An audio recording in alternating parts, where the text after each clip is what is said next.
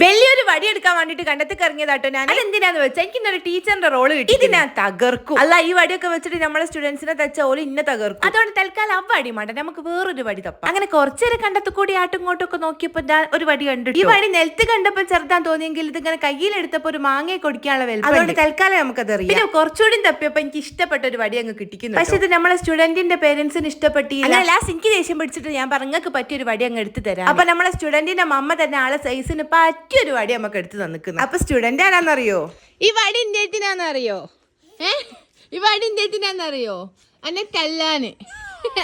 എനിക്ക് കളിക്കാനല്ല, അന്നെ തല്ലാനാ. ഞാൻ എന്നെ കുറെ കാര്യങ്ങൾ പഠിപ്പിക്കും.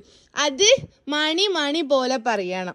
ഒരാവശ്യത്തിന് കയറി ഇവളെ പഠിപ്പിക്കാന്ന് പറഞ്ഞാൽ ഞാൻ ഏറ്റെടുത്തെങ്കിൽ ഇത് കുറച്ച് റിസ്ക് ഉള്ള പരിപാടിയാണ്. അങ്ങോട്ട് വരാന്ന് പറഞ്ഞാൽ അങ്ങോട്ട് അവള് പോകണം. എന്തെങ്കിലും പറഞ്ഞു കൊടുക്കുമ്പോ കോക്ക് റെസ്റ്റു. മറ്റേ സുരാജ് പറഞ്ഞ പോലെ ഇന്ന് ഉച്ച വരെ ഞാൻ വെറുതെ അതുകൊണ്ട് ഞാൻ കുറച്ച് റെസ്റ്റ് എടുക്കട്ടെ എന്ന് പറഞ്ഞപ്പോൾ ഇവക്കുട്ടിന്റെ അവസ്ഥ. അങ്ങനെ ഞാൻ കുറച്ച് വടിയൊക്കെ കാണിച്ച് കുറച്ച് കാര്യങ്ങളൊക്കെ അവളെ പഠിപ്പിച്ചെടുത്തിക്കുന്നത്. അതെന്താ നോക്കിയാലോ?